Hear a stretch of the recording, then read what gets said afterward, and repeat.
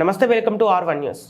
ఉమ్మడి కరీంనగర్ జిల్లా మండలం కోహెడ గ్రామం వరికల్లోని స్వయంగా వెలిసిన పురాతన దేవస్థానం శ్రీ రామలింగేశ్వర స్వామి అడిగిన వెంటనే కోరిక తీర్చే బోలాశంకరుడు సాక్షాత్తు అనుగ్రహ సంతాన స్వామి గంగాధరుడు. ఇక్కడ ప్రత్యేకత నమ్ముకున్న వారికి క్షణాల్లో స్వామివారు ఏదో రూపంలో వచ్చి వాళ్ళ బాధలు తొలగిస్తారని వారి భక్తుల విశ్వాసం. అడగగానే అన్నింటినీ త్యాగం చేసే నంది వాహనుడు ముక్కోటి దేవతలకు, మానవులకు, సకల కోటి జీవరాశులు అన్నిటికీ భోగభాగ్యాలు త్యాగం చేసిన పార్వతి తనయుడు. అందుకే మనం పిలుస్తున్నాం కదా అని ఆది దేవుడిని ఓం నమః శివాయ అంటున్నారు. మనం చూస్తున్న ఈ దేవాలయం శ్రీ రామలింగేశ్వర స్వామి దేవాలయం. ఈ దేవాలయం చాలా పురాతనమైనదిగా ఇక్కడి ప్రజలు చెప్తున్నారు. ఈ దేవాలయం ఇక్కడ ఉమ్మడి కరీంనగర్ జిల్లాలోని కోహెడ మండలం వర్కోలు గ్రామంలో ఉంది. పదండి మనం లోపల ఈ దేవాలయాన్ని చూసేద్దాం.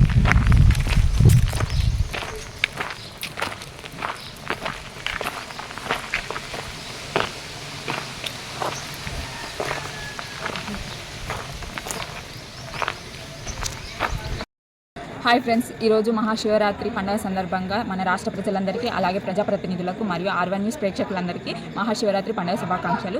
ఈరోజు మహాశివరాత్రి పండుగను ఎందుకు జరుపుకుంటామంటే, ఈ సృష్టికి మూలమైన శివుడు ఈరోజు భూమి మీద అవతరించిన రోజు కాబట్టి మనం ఈ మహాశివరాత్రి పండుగ అనేది జరుపుకుంటాము. ఈరోజు పండుగ ప్రత్యేకత ఏంటంటే జాగరణలు అంటే డే మొత్తం ఏం తినకుండా, పచ్చినీరు కూడా ముట్టకుండా, శివునికి ఉపవాసం ఉండి నైట్ అంతా నిద్రపోకుండా శివనామస్మరణలతో మేల్కొని ఉండటం ఈరోజు ప్రత్యేకత. అలాగే ఈరోజు మన శివుణ్ణి చాలా పేర్లతో, చాలా రూపాలతో మనం కొలుచుకుంటున్నాము. అలాగే ఈరోజు మన రాష్ట్రంలోని శివాలయాలన్నీ కూడా భక్తులతో చాలా పోటెత్తి కిక్కిరిసిపోయి ఉన్నాయి. ఫర్ ఎగ్జాంపుల్ ఈ గుడిని మనం తీసుకున్నట్టయితే చూడండి, ఇక్కడ ఎంతమంది ప్రజలు తమ భక్తి శ్రద్ధలతో శివుణ్ణి కొలుచుకుంటున్నారు. ఇప్పుడు మనం చూడొచ్చు. Okay, thank you.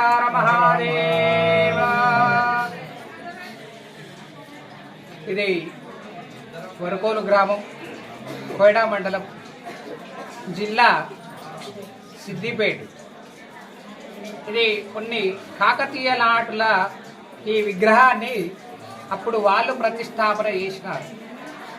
తదనంతరం కాలక్రమేణా కొన్ని సంవత్సరాల తర్వాత ఈ గుడిని అన్నది మూసివేయడం జరిగిందంటే, అప్పటి రజాకర్లు కావచ్చు, అప్పటి కార్యక్రమం వాళ్ళ దాంట్లో కావచ్చు, వాళ్ళ అప్పుడు ఈ గుడిని అన్నది మనల్ని లేకుండా చేసి ఆ శివలింగాన్ని మనకు కనిపించకుండా చేసింది. తర్వాత కొంతకాలంలో క్రమేపైన ఒక వ్యక్తికి కలలో వచ్చి, నేను ఇక్కడ ఉన్నాన్రా వారి, నన్ను ప్రతిష్టాపన చేయరా అని చెప్పి ఆ విధముగా స్వామివారు ఆయన కలలో వచ్చి చెప్పినారు.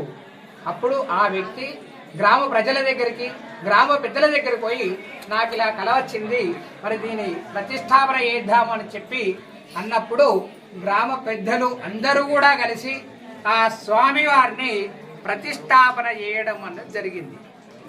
దాంతో అప్పటి నుంచి రామలింగేశ్వర స్వామి అని స్వామివారిని పిలుచుకుంటూ అనేక రకమైన కార్యక్రమాలు చేసుకుంటూ, అంటే ఇక్కడికి వస్తే కోరిన వారికి కొంగు బంగారము అంటారు.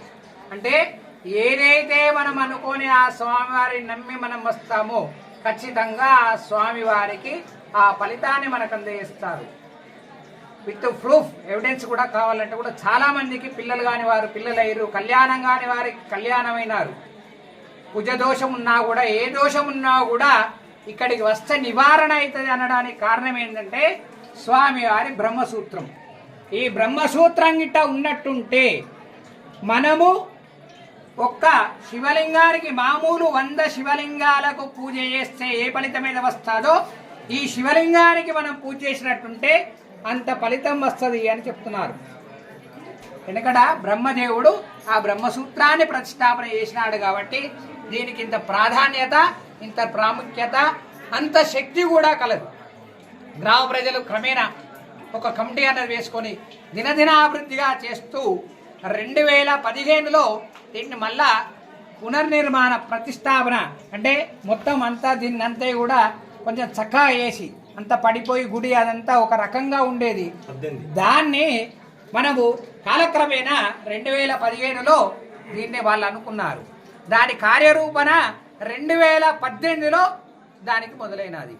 అప్పటి నుంచి దినదినాభివృద్ధిగా స్వామివారిని మనం చేసుకుంటూ ఇప్పుడు అంత పెద్ద మంటపం చేసుకుంటూ మనం గ్రామ ప్రజల సహకారంతో కమిటీ, దేవాలయ కమిటీతో నూతన కమిటీ ఏర్పడ్డది. అప్పటి కమిటీలో కొంతమంది ఉన్నారు, నూతన కమిటీ ఏర్పడి ఆ స్వామి వారి పునర్ ప్రతిష్టాపన చేసుకుంటూ ఆ స్వామివారి కార్యక్రమాలు చేసుకుంటూ దినదినాభివృద్ధిగా ఇంత పెద్ద మంటపాన్ని వేసి ఇంత భక్తులుగా వచ్చేటట్టు చేసి ప్రతిరోజు ప్రతినిత్యము మనకు ధూపదీప నైవేద్యాలతో సహా కార్యక్రమాలు నిర్వహిస్తూ మహాశివరాత్రి సందర్భంగా ఉదయము ప్రాతకాలం అంటే మనకు పొద్దుగాలనే 6 గంటల నుంచి మొదలు పెడితే లింగోద్భవ సమయంలో రాత్రి 12 గంటల కనుక అనేకమైన భక్తులు మనకు వస్తూ తెల్లవారి అన్నపూజ కార్యక్రమం జరుగుతుంది.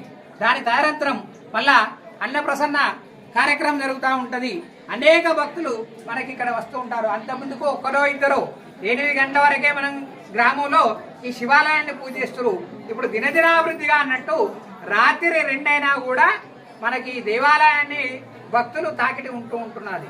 కాబట్టి లింగోద్భవ టైంలో మళ్ళీ అభిషేకం చేసి పునర స్వామివారిని మళ్ళీ దర్శించుకోవడానికి అనేకమైన భక్తులు మనకు ఉంటున్నారు. కాబట్టి ఆ స్వామివారి కృపతో గ్రామ ప్రజల సహకారంతో ఉన్నతాధికారులతో ఎమ్మెల్యే కానీ ఎంపీ కానీ మినిస్టర్ కానీ దీనికి సహకారం చేసుకుంటూ మాకు అన్ని విధాల అనుకూలుంటూ ఈ దేవాలయాన్ని ఇంకా దాదాపు మేము ఇదివరకు 1.5 కోటి దాకా మేము పెట్టినాము.